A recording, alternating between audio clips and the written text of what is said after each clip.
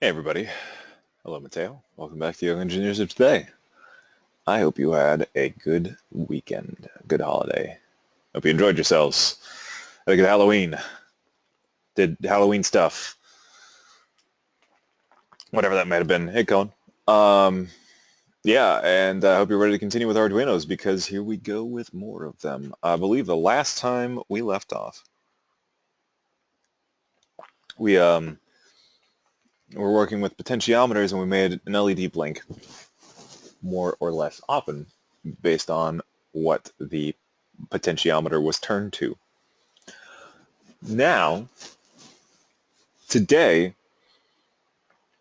we're going to mess around with servos. I don't know, just turn a little Christopher Walken there for a moment. So I decided to ham it up some more. Today we're going to mess around with servos. And that should be pretty cool. Because servos are pretty neato. In fact, all this stuff is pretty neato. It's all kind of, we're building upon knowledge that you guys have learned in previous lessons while adding new things at the same time. And we are gradually increasing the complexity of things that you can work with. We are bringing the lessons more in line to stuff that you can do in real life with Arduinos, or stuff that you might find yourself doing in real life with Arduinos. You know, it starts out with just making a light blink. Pretty neat, but you don't see many things with Arduinos that are just going to be making lights blink at a regular interval apropos of nothing. I might actually spend... How many of you have gotten your Arduino to communicate with your computer?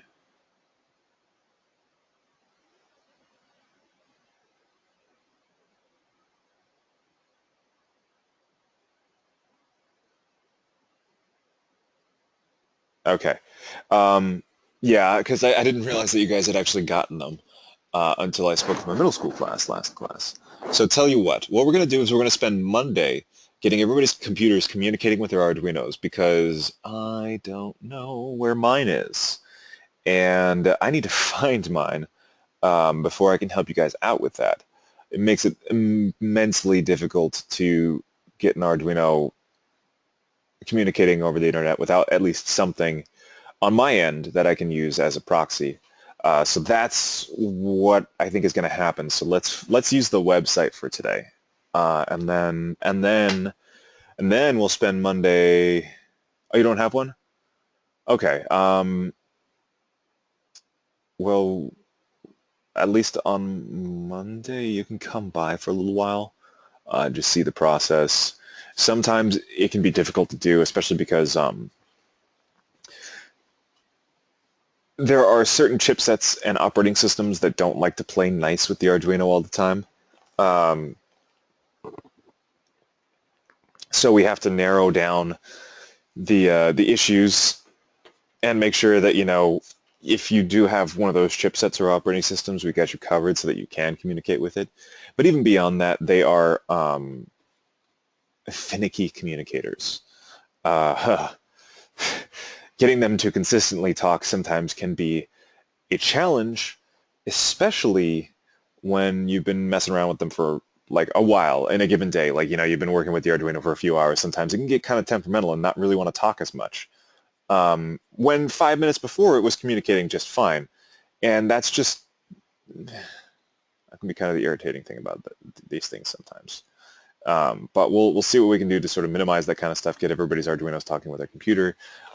If we get super lucky and everybody's plays nice within the first 10 minutes, we'll go ahead and do a lesson, and you know you can use either online or physical, your choice. Um,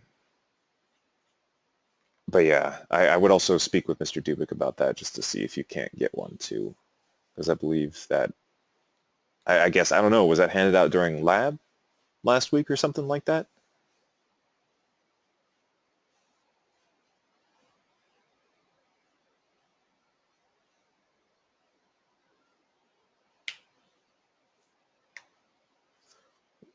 We'll just assume yes for now.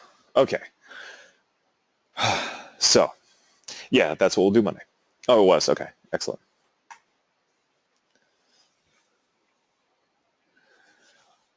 Today we're going to learn about servos, the basics, how to assemble your circuit, and how to code so that you can get a servo doing little servo things. Different from Tom Servo, although I like to name my my servos Tom Servo. Not because I'm vain. It has nothing to do with my name.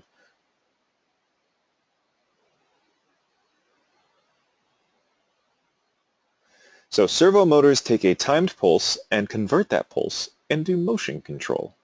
Most have... Oh yeah, no worries. Most have integrated gears and a shaft that can be controlled precisely. So, based on the input that a servo will get, it will turn to a certain rotation. This is different from traditional motors. Think of an electric motor like a Tesla, like the car, or, I don't know, a quadcopter or something like that. The motors turn like there is a shaft inside which continually spins 360 degrees over and over and over and over and over again. And the more energy that this motor receives, the faster it makes those revolutions. That is to say, the faster a car will drive, or the higher a quadcopter will go and the faster its rotors will spin. That is a traditional motor. Now, there are different ways that it goes about that. Some of them are brushed, some of them are brushless. You know, that's another discussion for another day. Servos, however, operate in a different manner. Servos, good servos don't turn 360 degrees. Well, good servos can turn 360 degrees, but precise servos generally do not. They might only turn 180 degrees, and that's the furthest they go. However, in essence, the closer to 5 volts you send to a servo, the closer to a full 180 degrees it will turn. So if you send it 0 volts, I'll go ahead and bring up my handy dandy paint for diagramming. Let's say 0 volts. Let's say this is the natural state of a servo, because the arms of a servo can kind of look like this. So this is the arm on the servo. At 0 volts, it's going to look just like that, hence the natural state of the servo. At 5 volts, or let's say 2.5 volts, since we said 5 volts was full power and it turns 180 degrees at full power. Let's say 2.5 volts. The servo arm will rotate. I swear this is a servo arm. So now the servo arm is 90 degrees. Good Lord, is 90 degrees from its original orientation. It just rotated. You know, and it might be like,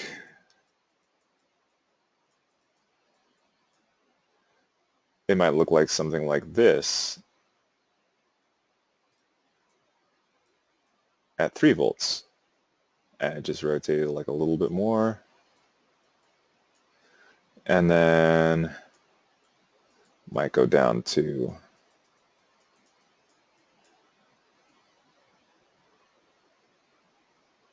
we drop the power and the arm rotates back in the other direction.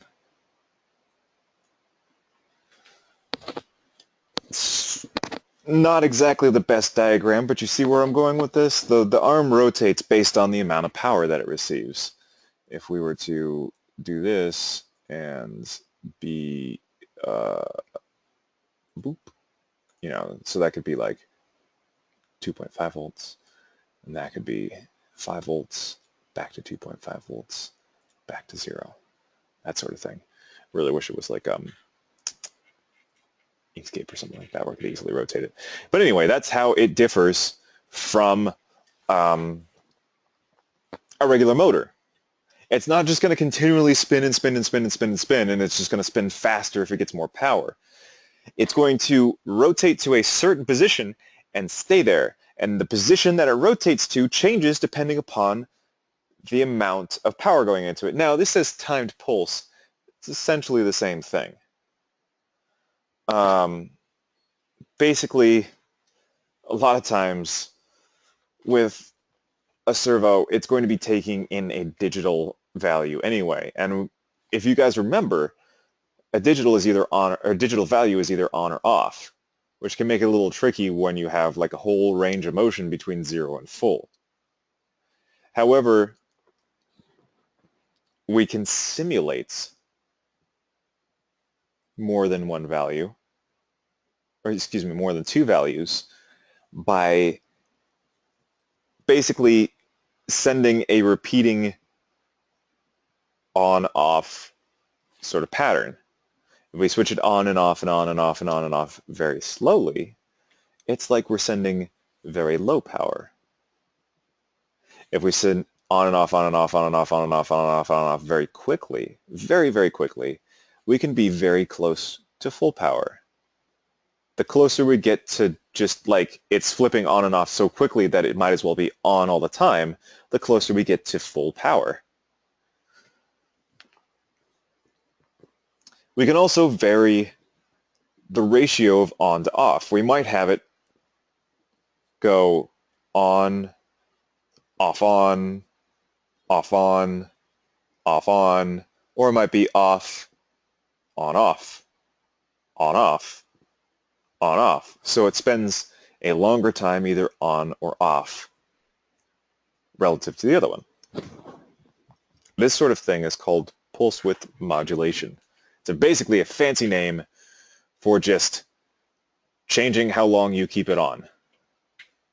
So we might have, if you remember our graph of power from 0 to 5 volts and time, and we always did that thing where like it'll be on and then it'll be off and then it'll be on. Pulse width modulation allows us to vary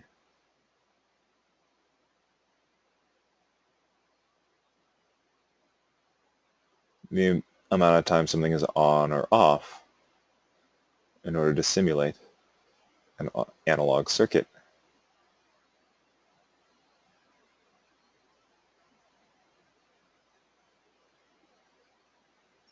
I know, it's a horrible illustration, I apologize.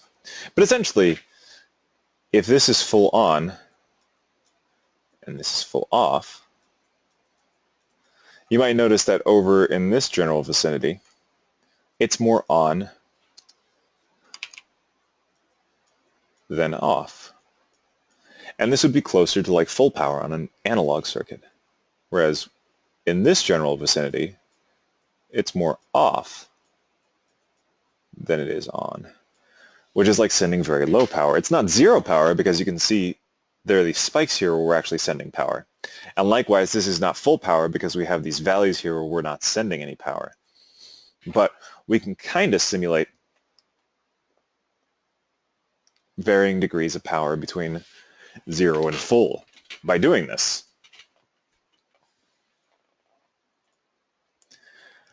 When we refer to a timed pulse, basically the same thing. We're sending one of those patterns to the servo. The closer it is to full power, the more the servo rotates towards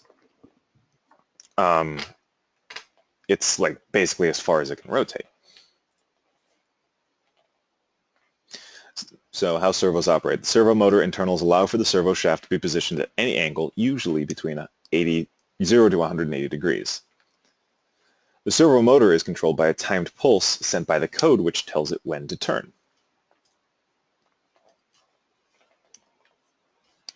Same kind of idea. The servo shaft is again controlled by a timed pulse which dictates how fast it rotates. So 0 degrees is 900 microseconds. 180 degrees is 2100 microseconds. So basically you get a pulse of 2100 microseconds, it'll turn to 180 degrees. Not really necessary for you guys to know. This is just additional information. But hey, you know, if you're ever curious about how this kind of stuff works, then now you have a better idea. So with that in mind, boop, hardware assembly. Hooray. Hey, excellent. So I'm going to go ahead and create a new electronics lab. New electronics lab. Over in circuits.io. And I'll give everybody a minute to get that set up because this is going to be a pretty interesting circuit.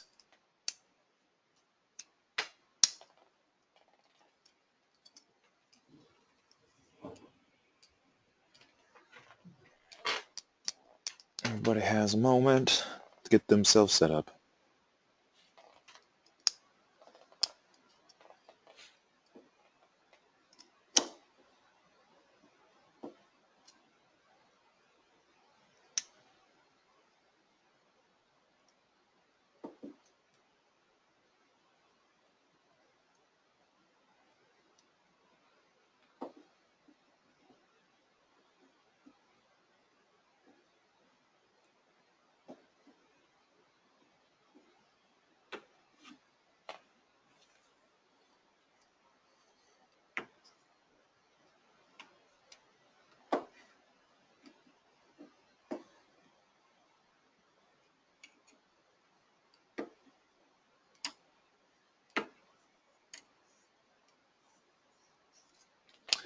Okay, so creating this new one. This is what we're always looking at, always our faithful breadboard. Let's take a look at what we're going to need. We're going to need one thing and one thing only, and that is a servo. That makes things very useful. So let's go up to components. Let's do a search for a servo. We'll, boop. We've got a micro servo, a servo, and another micro servo. We'll grab this micro servo right here. As you can see, I wasn't entirely insane with my little servo illustration because a lot of servo arms look like this, or there's the two-armed variant which looks a lot closer to what I drew. I'm not crazy. You'll see that a lot. Why it's like that, it's just for modularity's sake. But again, this is going to be cool stuff that you can do once you're familiar with this sort of thing.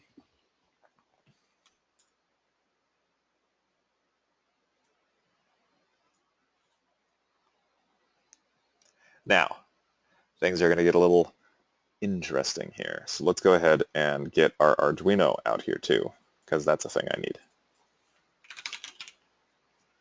Arduino Uno R3. Boom, done. These are the two components we're going to need in order to have our working circuit.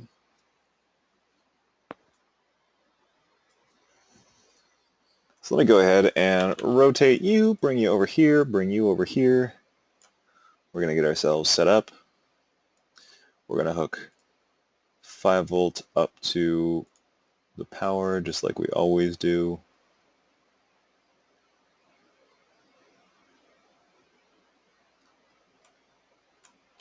Oh Lord.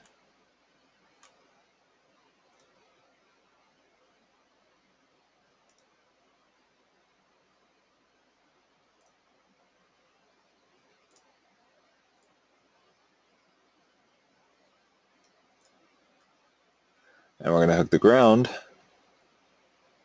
up to the minus rail, just like we do.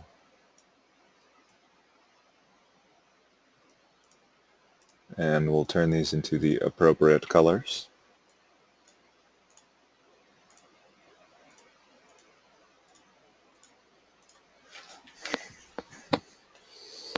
Now don't get thrown off by the fact that like these are super duper big or anything like that. These are just, I gave lots of clearance space so that we can ensure that there wasn't going to be any overlap. But again, just make sure that you've got the ground hooked up to the minus rail and the 5 volts hooked up to the plus rail. And then we're actually going to hook stuff up to the servo.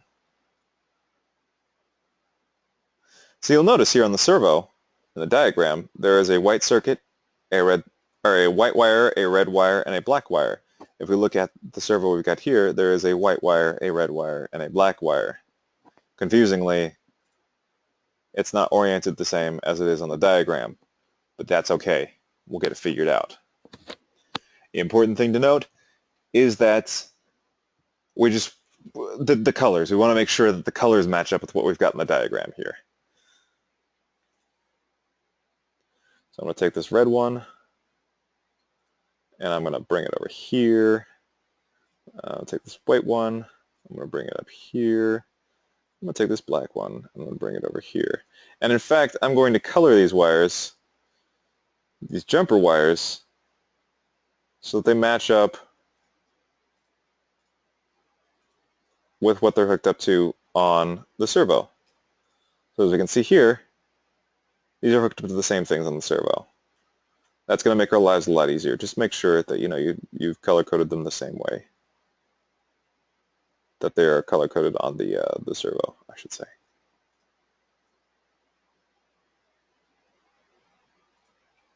So there we go, red, white, and black. Actually, gonna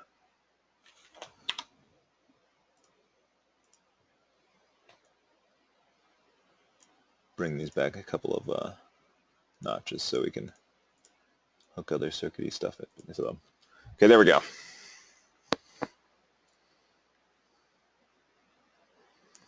So now let's take a look at what we got here. It looks like we've got the plus rail plugged into the red on the servo. We've got the minus rail plugged into the black on the servo. And we've got pin 9 from the Arduino plugged into the white servo. If we take a look at the next slide, so you can see the white is the signal, red is the power, and black is the ground. So what do I mean by signal? Basically the timed pulse from whatever's sending it the information it needs. The white wire is the one that takes in the information to determine how far the servo turns. The red wire takes in power, constant power. Right, we haven't done that yet. I was explaining this before we hooked it up. The red takes in constant power to keep the servo powered, whereas the black completes the circuit.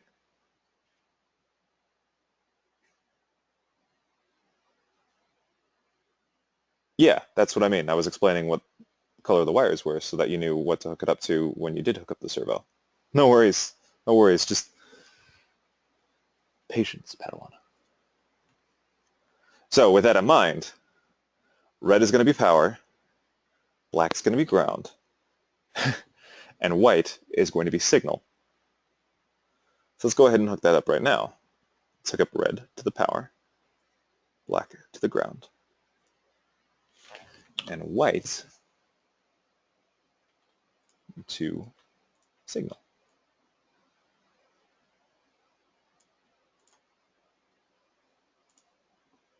And we'll color code these one more time so that they are consistent.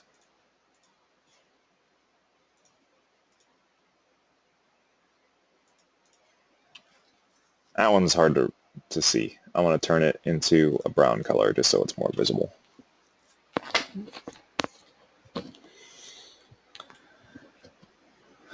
And it looks a little bit sort of funky, but this is our circuit. This is it. We're providing power to the servo, and we're sending a control output from pin 9.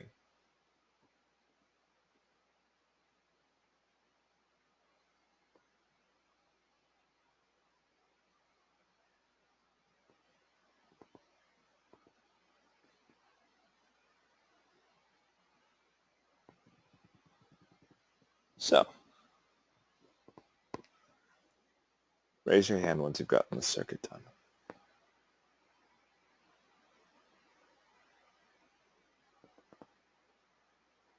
Got one hand so far. Just the one. Yeah, okay, so I'll give you guys a few minutes. Go ahead and raise your hand once you have completed the circuit. 2 hands. Nice. Excellent. Good name. Freehand.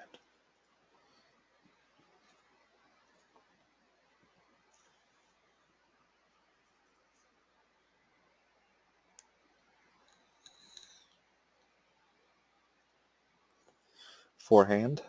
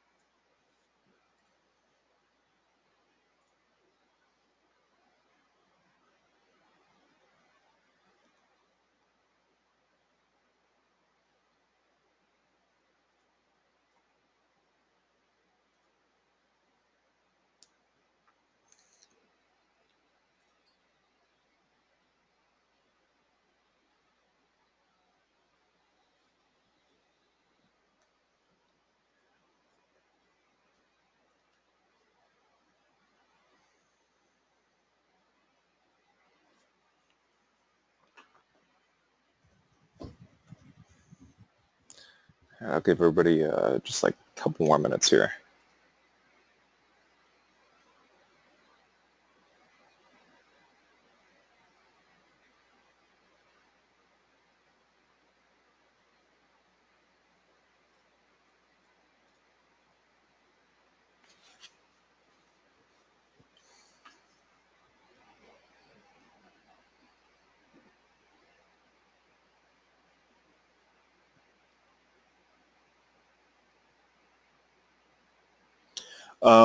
Well, we gotta get a dilithium crystal and... Oh wait, no, am I thinking of Star Trek? Not dilithium. I'm trying to think of the... Oh, gotcha. All right, well, I'm glad to hear that you're working on it there, Brendan. Crystal in lightsaber. Oh, they're just called lightsaber crystals. Kyber crystals.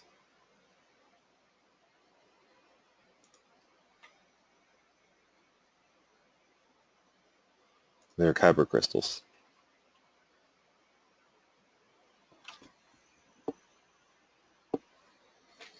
And red and yellow ones tend to be synthetic Kyber crystals, whereas blue and green and such like that tend to be natural Kyber crystals.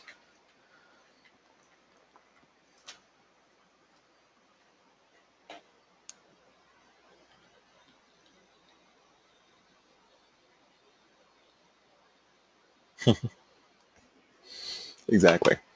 Okay, so now that we've pretty much got the circuit built, let's take a look at the programming side of things. So, here's the thing. Let's get rid of the last class of stuff. We're going to get our void set up and our void loop in there like we always do.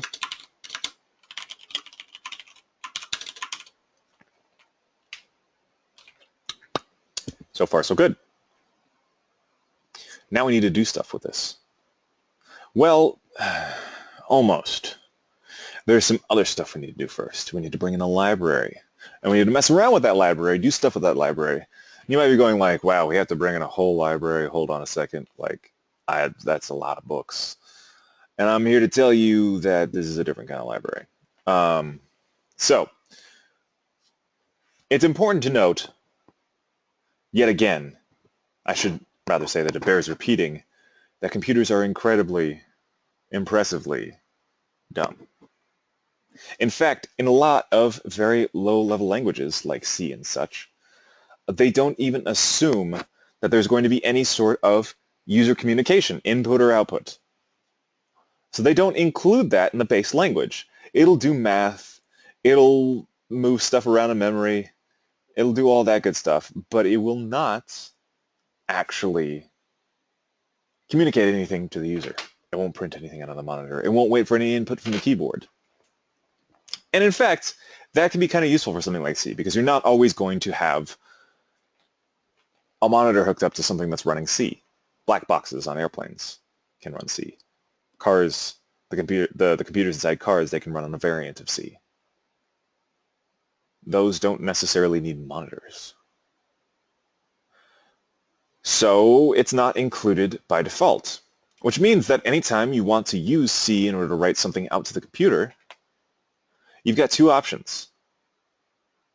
You can either manually, painstakingly, by hand, code all of the stuff that makes a computer print something out to the monitor and take input in from the keyboard. Or you can utilize somebody else's hard work and import all of their code that already knows how to do it. And then you can build your code on top of that. That second thing I'm talking about, that's a library. One of the things that makes programming languages so fantastic is their extensibility. So let's say, for instance, conveniently, speaking purely hypothetically, I want to work with a servo. The base programming language of the Arduino does not have functionality for a servo built in. You won't know what I'm talking about. It can't do a lot of the fancier servo stuff that we're looking to do. However, somebody out there one day was like, there's got to be a better way. And so they wrote all of the code that does all the fancy servo stuff. Tells it to rotate to a certain position, translates that into pulses that get sent out, time those pulses properly so it turns an appropriate amount, and blah, blah, blah, blah, blah.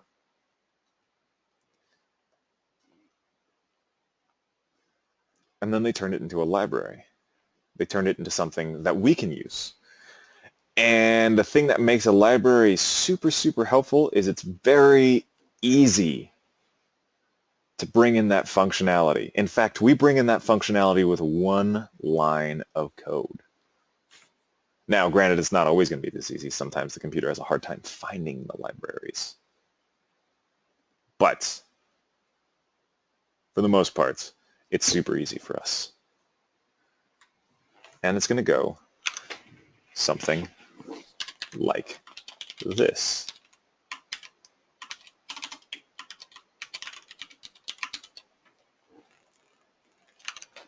Just want to double check. And that's it. Pound sign, or hashtag, though I prefer pound sign, I'm showing my age, I know, include a space, and then servo.h. Servo has a capital S, and they're inside of these angled brackets. Or it is inside of these angled brackets. So pound include servo.h. And that's it. With that, when it comes time to compile our code, the program will look for that library. Assuming it's there, it will go, hey, here's servo.h, and it'll just kind of like connect it to the rest of the program like a little plugin, and suddenly that functionality is included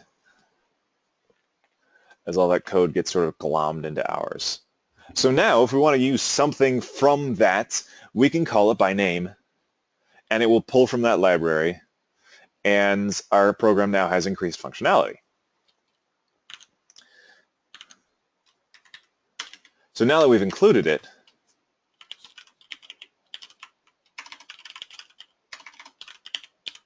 we need to create a servo class, an instance of a servo class.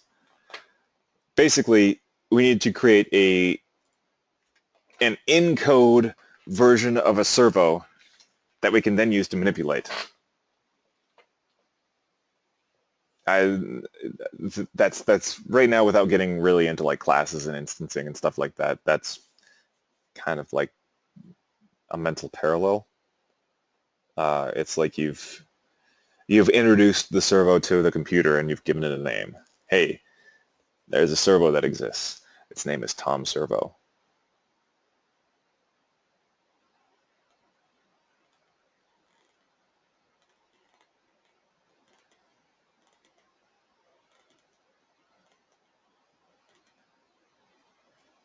And there's, maybe there's one called Crow or something like that. Who knows?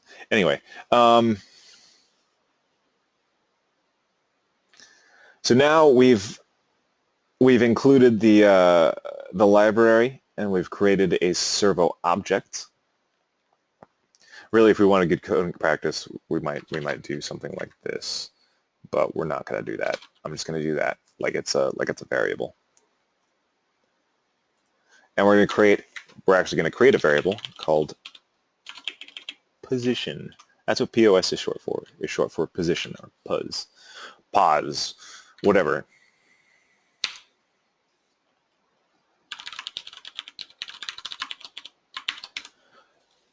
So that's what we need to do for the servo in setup.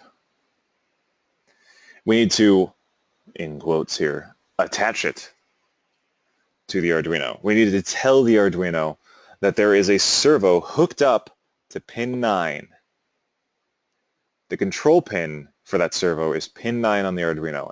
Anytime we send information out to Tom Servo, we are telling the Arduino to send information out on pin 9. Which is important because pin 9 is the one that's hooked up to the control wire, the signal wire on our Arduino.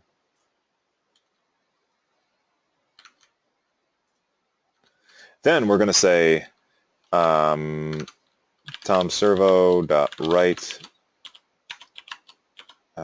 9, or no, position. So you remember our digital write and digital read, analog read, and all that kind of stuff? That is odd. You are listed.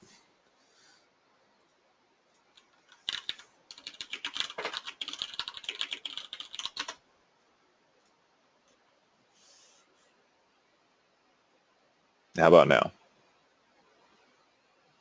Is it any better?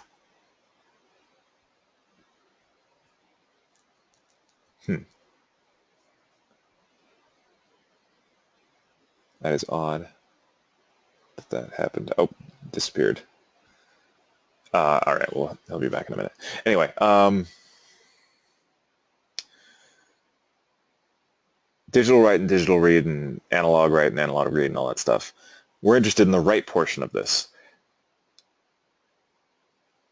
Recall that when we reference write in the Arduino code, we're asking the Arduino to send a value out. Welcome back.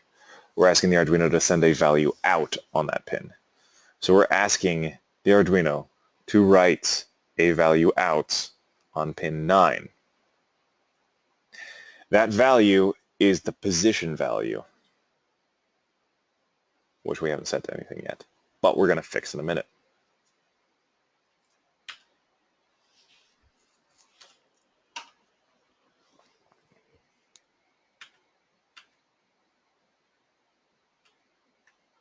So let's go ahead and we'll actually just upload this code right now. Oh, yeah, you had to restart it? Oh, gotcha. So here's the code that we've created so far. Obviously yours does not have to be named Tom Servo, but that's what I did. You can use it to double check your code against mine. So if I put it in here and I hit upload and run, the Arduino just kind of, yeah, I got the code up in the chat box. The servo just kind of rotates a little tiny bit, just like a little bit.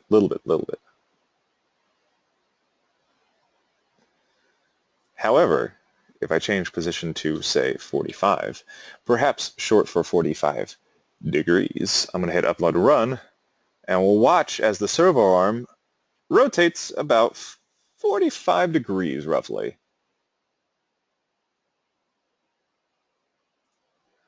We can say 90 and re-upload it. And we'll watch as the servo arm rotates 90 degrees-ish. It's never going to be entirely perfect. Like, the more expensive a servo is, generally speaking, and the shorter the range of motion, like if it only could move 45 degrees, then, generally speaking, the more accurate you're going to have, like the more accurate a servo you're going to have. because it's going to take that whole range of values that you can send from 0 to 5 volts, and it's going to divide it up into a smaller area. So whereas here, 2.5 volts out of 5 volts is going to be 90 degrees, on a 45-degree servo, 2.5 volts out of 5 volts is going to be 27.5 degrees. Yes, you always want to delete the code that is already there, because that code is for something else.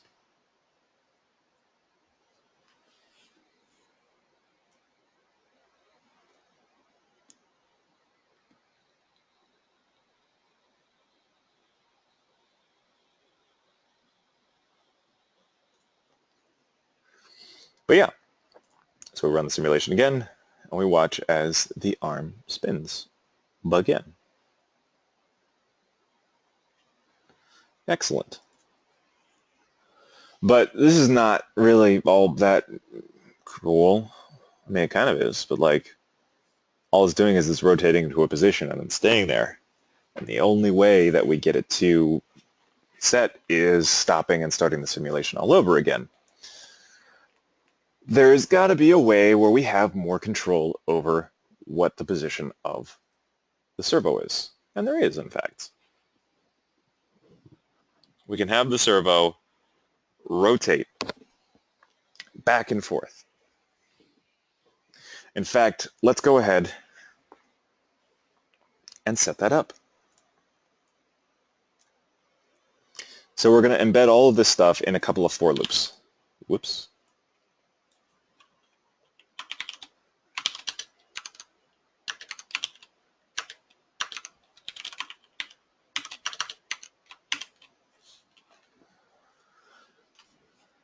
These for loops are going to iterate over 0 to 180 degrees and 180 degrees to 0.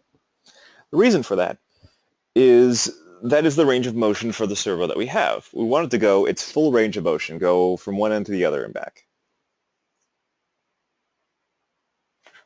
So we're going to start at,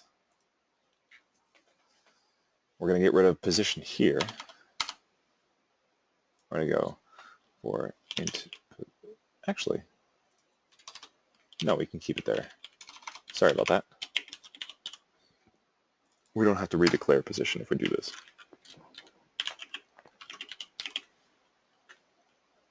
Definitely. I planned on it.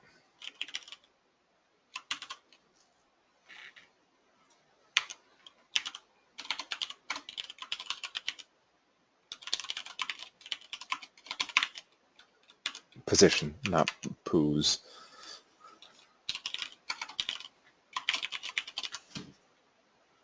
And then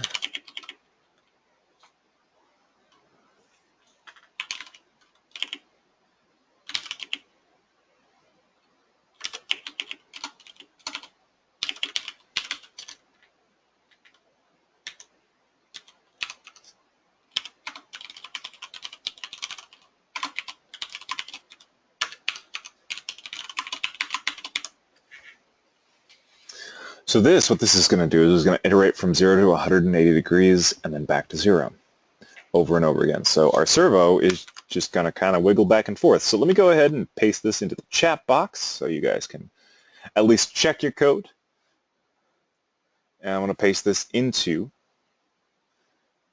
our code box and update and run. And we'll see the servo goes back and forth. Again, because we're sending it a series of discrete values. This is not just because we're sending it power, it's because we're sending it very specific sequences of power which tell it to rotate to a certain position.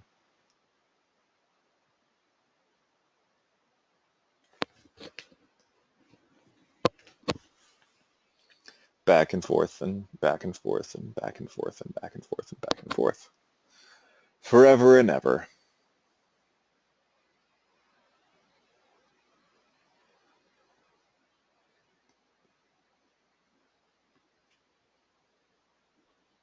Now, I believe Yep, that is come next Monday. We're actually going to spend time making it so that the servo will turn on our command. We'll hook up a potentiometer, and based on how we turn the potentiometer, that is going to affect what position the servo turns to. That'll probably happen Wednesday, actually. But regardless, it'll be pretty cool because you can sit there and you can turn the potentiometer like a knob, and the servo will turn to the same position in real time.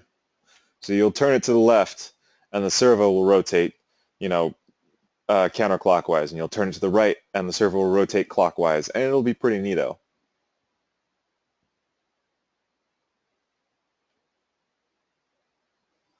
At any rate, I'm going to go ahead and I'm going to do the poll questions, and then we'll leave it open for question and answer time. And as always, if you have any questions, you're more than welcome to ask. Otherwise, you can head out. Have a wonderful weekend, and we'll see you on Monday to get started on getting your guys' Arduinos communicating with the computer. But yes, first poll question.